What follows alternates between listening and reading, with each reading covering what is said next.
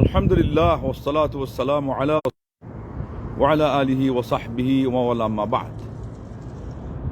নারীর অধিকার এবং সমান অধিকার আগে পরে যেটাই বলা হোক, হিউম্যান রাইটস এবং ওমেন রাইটস, এইগুলো বলে তারা যেই ফাঁদে আমাদেরকে ফেলতে চায়, এগুলো হলো আসলে মন্ত্র একই, তাদের যন্ত্র একই, তাদের চিন্তা চেতনা, তাদের সেই সুবল থাবা, ষড়যন্ত্র, দুরভিসন্ধি সব একই।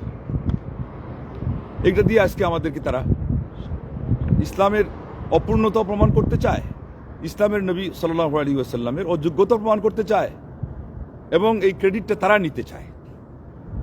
এই জন্য সর্বপ্রথম 1717 ইংরেজিতে মাসুনি, এটা হলো ইহুদি সংস্থা, তারা এই স্লোগান তুলেছে এবং বৃক্ষ তুমি কেমন ফলে পরিচয়, আবার ফল তুমি কেমন বৃক্ষ পরিচয়, এটাও হয়।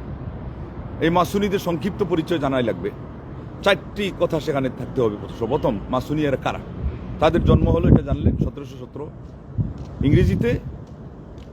তারা হলো শয়তানের পূজা করে, নাম ইয়াহওয়া,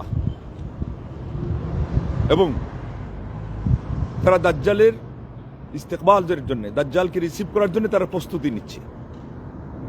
তারা সুলাইমানি স্ট্রাকচার, যেটা হাইকাল সুলাইমানি বলা হয়, এটা তারা ফিরিয়ে আনার জন্য তারা চেষ্টায় রত আছে। এবং এটা হলো একটা গুপ্তচরদের গোপনীয় সংস্থা। এটা হলো সবচেয়ে সূক্ষ্ম কথা, যে এদের কাজ গোপনে হয়, ডুবে ডুবে পানি খায়, সবাই তাদের উন্মোচন করতে পারবে না তাদের চেহারা এবং তাদের হাকিকত এবং তাদের পরিচয়। এইগুলো হলো তাদের আসল পরিচয়। তারা সর্বপ্রথম এই 1717 ইংরেজিতে এসে বলছে যে, অথচ তারা একটা পরিস্থিতির শিকার হয়ে তারা এটা বলছে যে আমাদের এখানে 3টা স্লোগান আছে, আমরা বিশ্ববাসীকে এই 3টা জিনিস দিয়ে তাদেরকে আমরা সমৃদ্ধ করতে চাই, সমাজে শান্তি আনয়ন করতে চাই, যেখানে আছে বলবৎ রাখতে চাই। কি? যে স্বাধীনতা এবং সাম্য আর হলো ভ্রাতৃত্ব। 3টা স্লোগান মনে রাখবেন, সাম্য, স্বাধীনতা, ভ্রাতৃত্ব। এগুলো কি ইসলামের নবী সাল্লাল্লাহু আলাইহি ওয়াসাল্লাম বাদ রেখেছেন? চুরিরা, বরং এখন বলবো ডাকাতেরা, এগুলো আল্লাহর নবী সাল্লাল্লাহু আলাইহি ওয়াসাল্লামের শিক্ষা থেকে নিয়ে তারা কোরআন গবেষণা করে, হাদিস গবেষণা করে, ইসলামী সাহিত্য গবেষণা করে, এগুলো ইতিহাস অনেক লম্বা। তো মোট কথা সেখান থেকে এটাই উদ্ধার করতে পারছে। দেখেন, ওই যে চুরি করতে গেলে তো কিছু বাদ যাবে, কিছু আবার বাড়বে। এই দেখেন পরবর্তীতে এসে আরেক দল একটা বাড়াইছে। আমি একটু তালিকা বলে ফেলি। এরপরে হলো ফ্রান্সিদের সিরিয়াল, এরা 1790 সালে এসে ঘোষণা দিয়েছে আমরা এটার বড় হতা। স্লোগান ওই 3টা। আমেরিকানরা, এরা তো জানেন, এরা তো মডার্ন চালাক, মানে শয়তান এবং দুষ্ট। এরা এসে 1776 সালে এবং গলাবাজি করে বলতেছে যে এইগুলো কেউ বলতে পারে নাই, কারণ তারা তো ধোঁকার উপরে আছে, তারা প্রতারক না।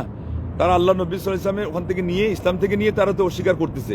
তো ওরা আবার ওই মাসুনিদেরটা কেমনে স্বীকার করবে, আর ওই ফ্রান্সি এদের অভ্যুত্থানের পরে তারা যে 3টা স্লোগান যে কেমনে স্বীকার করবে? তারা বলছে এটা আমরাই নিয়ে আসছি, আর আসলে ওখানে একটা যুক্ত করছে, দিয়ে ওইটা দিয়ে বুঝাই দিচ্ছে সবটাই নতুন।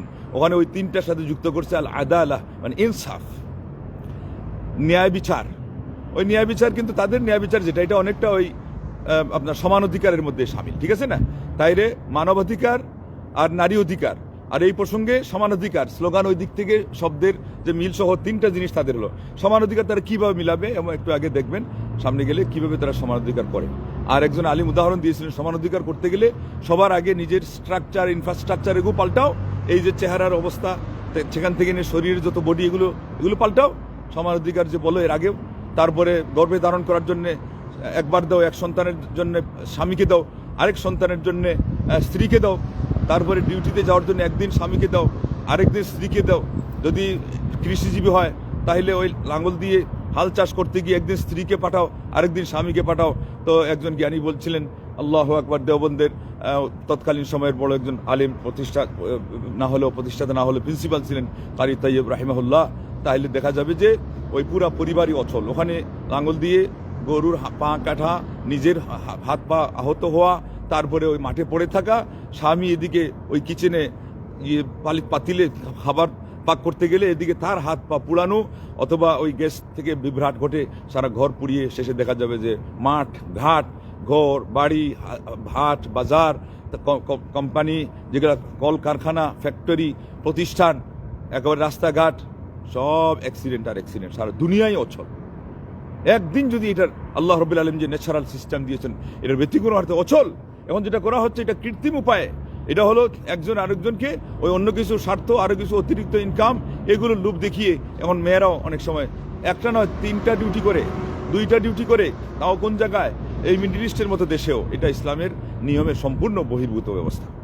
তার আসল জায়গায় থেকে সে যেটা করতে পারে এটা ভালো কথা, অথবা একেবারে 100 নিরাপদ জায়গায় একেবারে দুনিয়ার মানে অত লুলুপ দৃষ্টি না নিয়ে মোটামুটি চলার ভিত্তিতে করে, কিন্তু এখন গিয়ে দেখেন বিলাসিতার জন্যে, অতিরিক্ত ইনকামের জন্যে, এদিকে গরিবরা যারা প্রবাস থেকে এখানে এসে তারা হাড়হাড্ডি ভেঙে তারা চাকরি করতে আসছে, এদের মানে ওদের তুলনায় ওই একটা ছিটাফুটা দিয়ে বিদায় দিয়ে দেওয়া, আর ওরা হলো 3টা চাকরি 2টা চাকরি নিয়ে পুরুষদের সাথে এখন মহিলারাও পাল্লা দিয়ে চলছে। কি বলবো ইউরোপ আমেরিকার কথা, মিডল ইস্টেই অনেক জায়গায় আজকে এই অবস্থা দেখা দিয়েছে। অনেক মসজিদের ইমাম 2টা 3টা চাকরির পিছনে ধান্দা করতে গিয়ে এদিকে আমাদের দেশি কিছু ভাইদেরকে সামান্য পয়সা দিয়ে এখানে রেখে মুয়াজ্জিনগিরি, ইমামতি, মসজিদের সাফাই কাজ করা, পরিষ্কার পরিচ্ছন্ন কর্মী তাকে বানায়। তো এই হলো অবস্থা। আমাদের এই ফিরিস অত লম্বা করা প্রয়োজন নাই। মোট কথা আজকে যে এই দুনিয়ার লোভের কারণে সমস্যাগুলো হচ্ছে, কালকে যে আপনার বলা হয়েছিল সৎসঙ্গে স্বর্গবাস, অসৎসঙ্গে সর্বনাশ, তার মধ্যে ইমাম ইবনে রুশদ থেকে আসছে, কেউ বলছে এটা ইবনুল কাইয়িম রাহিমাহুল্লাহর কথা। 6টা জিনিসের মধ্যে একটা হলো কি, যে সৎসঙ্গী আপনাদেরকে দুনিয়ামুখী হওয়ার থেকে আখিরাতের দিকে অভিমুখী করবে, পরকালমুখী করবে। সৎসঙ্গীর বাস্তব আচরণ, তার কথা বার্তা, উঠা বসা, বচনভঙ্গি, মানুষের সাথে লেনদেন, এগুলো প্রমাণ করবে যে না দুনিয়ায় আসল এই ভালো মানুষগুলো, দুনিয়া আসল নয়, এই মানুষগুলোই তাদের সব কিছু দিয়ে আমল দিয়ে তারা দেখায় যে পরকালে আমাদের আসল। এই যে অসৎ সঙ্গী আমাদের এখানে মানবাধিকারের দোহাই দিয়েছে, তারা আজকে ওই জাতিসংঘের অফিস ঢাকায় নির্মাণ করতে চাচ্ছে। তারা কি মানবাধিকার শিক্ষা দিবে? তাদের হলো এটা হাস্যকর ঘটনা। তো এই জন্য আসুন আমরা আর ভূমিকা লম্বা না করে আসল ইয়ের মধ্যে চলে যাই। সূরা নাহাল এর 90 নম্বর আয়াত, খালি একটা দেখবেন, এক আয়াতের মধ্যে এই সবগুলো বলে আরো বেশি বলা আছে। ইন্নাল্লাহা ইয়া'মুরু বিল আদলি ওয়াল ইহসান ওয়া ইতা'i যিল কুরবা ওয়া ইয়ানহা আনিল ফাহশাই ওয়াল মুনকারি ওয়াল বাগি ইয়াইযুকুম লাআল্লাকুম তাযাক্কারুন। আল্লাহু আকবার। অবশ্যই আল্লাহ রাব্বুল আলামিন তোমাদেরকে নির্দেশ দেন ইনসাফের। এই যে প্রথমটাই এখানে আসছে, আদল থেকে তো আদালা না, আল্লাহু আকবার, ইনসাফ আল্লাহ নির্দেশ দিয়েছেন। ওয়াল ইহসান, অতিরিক্ত আরো মানুষের প্রতি ভালো আচরণের কথা ইসলাম বলেছে। তাইলে এই জন্যই তাদের সংস্কৃতিগুলো এতটুকু বলেছে, অমুককে কষ্ট দিও না, তার হক মেরো না। আর আমাদের ইসলাম বলেছে তাকে আরো কিভাবে তুমি উপকার করতে পারো, তার মনের ভিতরে আনন্দ প্রবিষ্ট করতে পারো। একটা মানুষের ভিতরে আনন্দ প্রবিষ্ট করতে পারা, আল্লাহ নবী সাল্লাল্লাহু আলাইহি ওয়াসাল্লাম বলেছেন উৎকৃষ্ট মানুষ উদাহরণ, তার একটা প্রমাণ সাল্লাল্লাহু আলাইহি ওয়াসাল্লাম। তিনি হলেন টিচার অফ হিউম্যানিটি, নবী সাল্লাল্লাহু আলাইহি ওয়াসাল্লাম। আর তার শিক্ষা থেকে চুরাই করে, সেগুলো চুরাই পথে এগুলো নিয়ে এখন তারা ক্রেডিট নিচ্ছে। এই হলো ধোঁকাবাজ, প্রতারক। এইভাবেই এই নারী অধিকারের নাম দিয়ে আজকে আমাদের ওই যে তারা এখন ওই বিল পাশ করেছে, সংস্কারের নারী বিষয়ক সংস্কার কমিশন। এরা কি পেশ করেছে যে বহু বিবাহ জায়েজ, বহু বিবাহ হারাম, আবার ওইদিকে আপনার পতিতাবৃত্তি, এটা হলো নারী অধিকার। এই হলো তাদের ওই অধিকারের খবর দেন ভালো করে। আর এই জন্য আমরা বলতেছি যে ইনাদের এই সমস্ত অফিস আদালতের আমাদের এখানে প্রয়োজন নাই। কোনো কোনো জায়গায় আছে এটা সিকিউরিটি হিসাবে। আমাকে একজন ভাই এখানে দেখলাম দিয়েছেন, সৌদি আরবে নাকি আছে মানবাধিকারের সিকিউরিটি হিসাবে। আমি দেখেছি একবার বিশেষ কোনো একটা কাজে গেলে এসে পরিচয় দিয়েছে যে আমি অমুক অফিসের, হকুকুল ইনসানিয়া আরবিতে বলা হয় মানবাধিকারের। তো আমি তো আশ্চর্য হয়ে গেলাম, এটা শুনে ভালোই লাগলো, হকুকুল ইনসান শব্দ তো ভালোই, কিন্তু এখানে যেটা হচ্ছে আমাদের সমাজে তো এটা নয়। এখানে তো তাদের সমস্ত সিক্রেট বিষয়গুলোকে সিক্রেট রেখে তারা বহিরাগত কোনো একটা সাপোর্ট দেওয়ার মতো কোনো বিষয় হলে দিচ্ছে, তা না হলে আর তো কোনো জায়গায় হস্তক্ষেপ করার অধিকার নাই তাদের। এখানে তাদের যে পলিটিক্স, তাদের যেই কূটনীতি, এগুলো অনেক অনেক মজবুত। সব জায়গাতে সবটার তো হিসাব সমান হয় না। আমাদের এখানে তো ঢালাওভাবে সব করে দেওয়া হয়েছে, এনজয়দেরকে দরজা খুলে দেওয়া হয়েছে। হিজবুত তাওহীদের নামে ভণ্ডরা কি করতেছে, বহুত্ববাদে বিশ্বাসী একটা আজগুবি সবকিছুর জগাখিচুরির নাম। ওই যে বাইজিদ পান্নির চলে গেছে, এখন তার জামাই মোহাম্মদ সেলিম এগুলো করতেছে, মসজিদ বানায় ওয়াতাসিমু বিহাবলিল্লাহি জামিআন বলে সাইনবোর্ড দিয়ে সে এখন সবার বিরুদ্ধে আবার বক্তব্য দেয়, সরকারের বিরুদ্ধে বক্তব্য দেয়, সরকার আবার কিছুই করে না। তার মানে কি, এগুলো সব চলতেছে আপনার এখানে কিছু রসদ পানি দিয়ে তাদেরকে রাষ্ট্রযন্ত্রকে ঠান্ডা করার মাধ্যমে দেশের মধ্যে এনজিও এবং এই সমস্ত মানবাধিকার নামে রর নামে এই সমস্ত জিনিসগুলো চলতেছে। প্রথম আলো, তারপরে ডেইলি স্টার, আপনারা জানেন এই পত্রিকাগুলো কিভাবে আমাদের দেশের ক্ষতি করতেছে, জাতির ক্ষতি করতেছে, আমাদের ধর্মের ক্ষতি করতেছে, ধর্মীয় অনুভূতিতে তারা আঘাত হানার অপচেষ্টা চালাচ্ছে। মৃত্যুদণ্ড, এটা নাকি ইসলাম অবিচার করেছে। ওই যে বলে যে এটা মধ্যযুগীয় বর্বরতার এটা উদাহরণ। মৃত্যুদণ্ড এটা কোরআনে বলেছে, একটাকে যদি হত্যা করা হয় এটার মধ্যেই অফিল কিসাসে হায়াত, আল্লাহ বলছেন যে আল্লাহ এর মধ্যে জীবন রয়েছে। আর বলেছেন যে মান কাতালা নাফসান বিগাইরি নাফসিন, কোনো মানুষ কোনো ধরনের ওই যে হত্যা করলে তো হত্যা হবেই, হত্যা ছাড়াই যদি একজন মানুষকে হত্যা করে ফাক্কা আন্নামা কাতালান নাসা জামিআ, সেজন্য সবাইকে হত্যা করেছে। ওমান আহিয়াহা ফাক্কা আন্নামা আহিয়ান নাসা জামিআ, একটা মানুষকে বাঁচতে দেওয়া এটাই হলো সারা পৃথিবীর সকল মানুষকে, এক দেশের নয় সকল মানুষকে বাঁচতে দেওয়ার নিরাপত্তার একটা ব্যবস্থা। কেন ওই শাস্তিটা দেখে অন্যরা ভয় পাবে। ইসলামের দণ্ডবিধির মধ্যে এই জিনিসগুলো রয়েছে, তার মধ্যে সেই ভাব গাম্ভীর্যতা রয়েছে। মানুষকে কিভাবে শাসন করতে হবে সেটা আল্লাহ জানেন, আল্লাহই তো স্রষ্টা। আলা ইয়ালামু মান খালাক ও লতিফুল খাবীর, যিনি সৃষ্টি করেছেন তিনি জানেন। এখান থেকেই বলা হয় যে সৃষ্টি যার, সে বিধান চলবে তার। কেননা তিনি আপনার যখন কোনো একটা প্রোডাক্ট আপনার কোম্পানি থেকে আপনি বের করেন, তাহলে সেটার মধ্যে ক্যাটালগ দেন, আপনি যে কোনো কোম্পানির মালিক দেয় কেন, আর মানুষ ওটার উপর কেন আশ্বস্ত থাকে যে ওই যে লোক এটাকে তৈরি করেছে তার মাধ্যমে, তার ক্যাটালগের মাধ্যমে এটা সুন্দরভাবে পরিচালিত হবে। আল্লাহ রাব্বুল আলামিন সারা পৃথিবীর মানুষকে সৃষ্টি করেছেন, সব কিছু সৃষ্টি করেছেন। এই পৃথিবীর মধ্যে সুশৃঙ্খলা কেমনে বজায় থাকবে? শান্তি সুশৃঙ্খলায় বজায় থাকতে গেলে আল্লাহর দেওয়া বিধান ছাড়া থাকবে না। আল্লাহ সেই জন্য পরিস্থিতি অনুযায়ী কখন হত্যা করা লাগবে, কখন শুধু হাত কাটলে হবে, কখন একেবারে কোমর পর্যন্ত মাটিতে পুঁতে পাথর দিয়ে মেরে এই মানুষকে মারলে পরে বেবিচারের এই অপরাধ সমাজ থেকে উৎখাত হবে, এটা আল্লাহ জানেন।